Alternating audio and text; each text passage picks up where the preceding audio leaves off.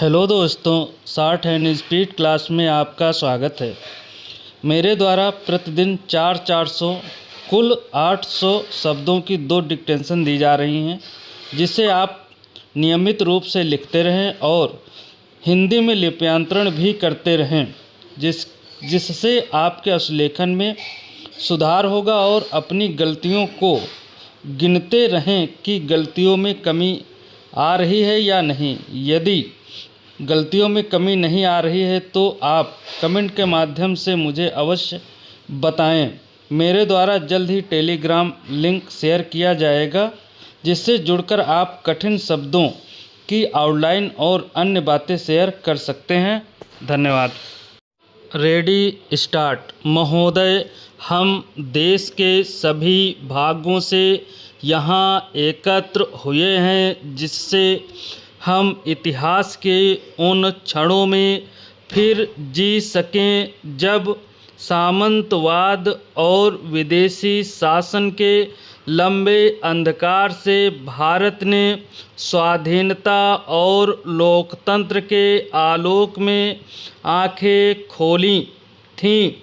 हम यहाँ आभारपूर्वक उन्हें स्मरण करने को आए हैं जो हमारी दीर्घ परंपरा के संवाहक रहे हैं। हमारे राष्ट्रपिता ने हमारे प्राचीन मूल्यों और परंपराओं की पुनर्व्याख्या की और उन आदर्शों को जो अप्राप्य प्रतीत होते थे, राजनैतिक सक्रियता के शक्तिशाली साधनों में बदल दिया।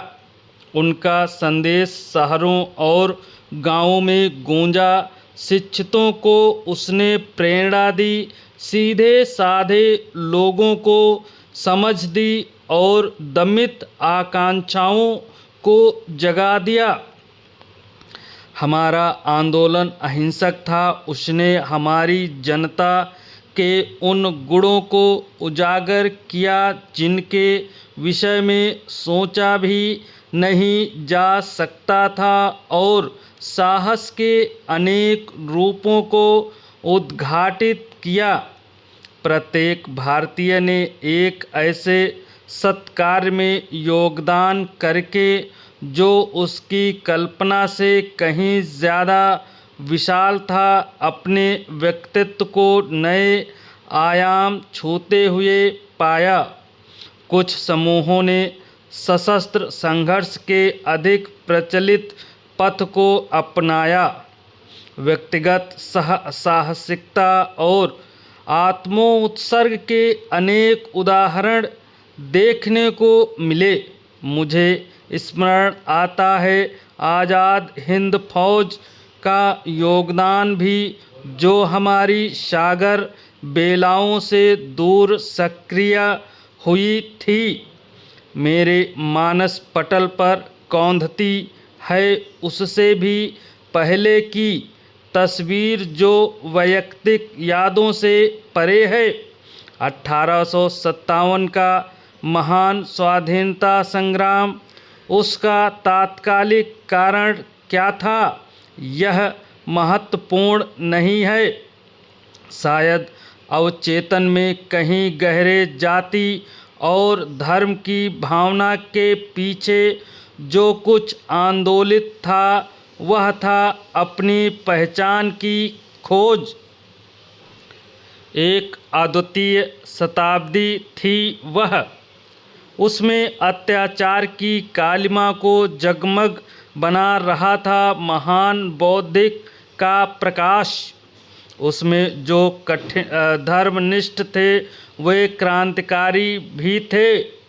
कवि, वैज्ञानिक, वस्तुतः सभी व्यवसायों के लोग जिस महान लक्ष्य को लेकर एक थे, वह था राष्ट्र का पुनरुत्थान। अंततः उन अनगिनत अज्ञात और अश्रुत नर नारियों ने, जिन्होंने अपनी गिनती से ही नहीं वरन अपनी समर्पण भावना से भी हमारे लक्ष्य के प्रति अपना योगदान दिया, सफलता को वर्ण किया। हमारे पास कौन सा बल था। हम अपमान और अत्याचार के शिकार थे, किंतु हमारे नेताओं ने हमें भय और घृणा की भावना से ऊपर उठाया। सभी कठिनाइयों को पार करते हुए हमने अपनी निगाह भविष्य की तस्वीर पर जमाई। महोदय, हमेशा ही हमारा विश्वास रहा है कि स्वतंत्रता अविभाज्य है। विश्व में जहाँ कहीं भी मुक्ति आंदोलन छिड़े हैं, हम उनके संपर्क में रहे हैं और हमने उन्हें अपना योगदान दिया है। आज हम उन अनेक एशियाई और अफ्रीकी देशों के साथ अपनी एकता को दोहराते हैं, जो हमारे साथ साथ या कुछ ही समय बाद स्वाधीन हुए, जिनमें सबसे नया है बांग्लादेश। और हम उनके भी साथ हैं जो अभी भी आज़ादी या अपनी विकास के लिए संघर्ष कर रहे हैं। स्वाधीनता प्राप्ति के बाद से ही हमें अपनी शक्ति संघर्षजन्य तनावों से हटाकर विभाजन की समस्याओं में था उन अनेक नई जिम्मेदारियों की ओर लगानी पड़ी जिन्हें हमने ग्रहण किया था। उस रात्रि जवाहरलाल नेहरू ने एक भविष्य दृष्टा के भाव में कहा था, भविष्य हमारे लिए आरामदेह और सुविधाजनक नहीं बल्कि अटूट प्रयास वाला होने जा रहा है, जिससे हम उन प्रतिज्ञाओं को पूर्ण कर सकें जिन्हें हमने कितनी बार ही दोहराया है। तब से 55 वर्ष बीत चुके हैं, जिनके दौरान हमें विफलताएं भी मिली और सफलताएं भी, दुखांत घटनाएं भी घटीं और विजय की घड़ियां भी आईं। फिर भी हम इस अकाट्य तथ्य पर गर्व कर सकते हैं कि चुनौतियों के लंबे सिलसिले के बावजूद आज हम राजनैतिक, आर्थिक, सामाजिक सभी दृष्टियों से अधिक मजबूत हैं। हमारी राष्ट्रीय एकता, धर्मनिरपेक्षता और हमारा लोकतंत्र समाजवाद सुदृढ़ और सुस्थिर हैं। सबके साथ मित्रता और किसी भी अधीनता नहीं, यह रहा है हमारे अन्वेषण का लक्ष्य। हमारा संघर्ष केवल हमारे अपने लिए न होकर संपूर्ण मानवता के लिए रहा है। वह संकीर्ण अर्थों में राजनैतिक स्वाधीनता के लिए भी नहीं रहा है। हम कृत संकल्प थे पुरानी व्यवस्था को बदलने के लिए, गरीबी का उन्मूलन करने के लिए, समाज को जड़ताओं, हानिकर रूढ़ियों और अंधविश्वासों से मुक्ति दिलाने के लिए।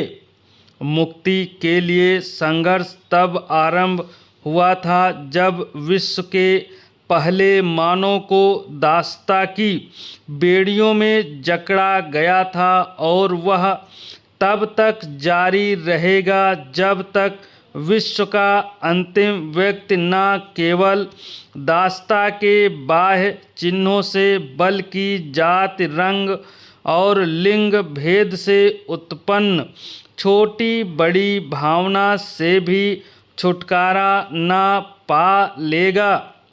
जो लोग आंतरिक भाव से स्वाधीन हैं, वे ही मुक्ति के ध्वजवाहक और भविष्य के पथ प्रदर्शक बन सकते हैं। हम जिस महानता के लिए प्रयत्नशील हैं, वह सैनिक शक्ति नहीं वरन शांति है।